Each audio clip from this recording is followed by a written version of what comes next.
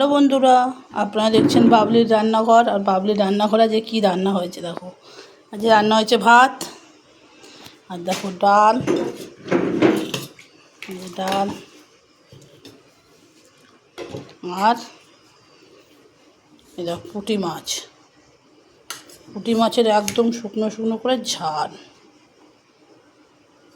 তো আর যখন ভাত খাওয়া হবে তখন ডিম ভাজা করা হবে। দেখতে পাচ্ছ রান্না।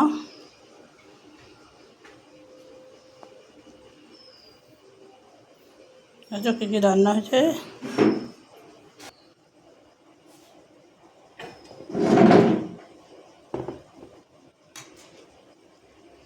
দেখো। ভাত নিয়ে নিচ্ছি, ভাত খেয়ে নেবো।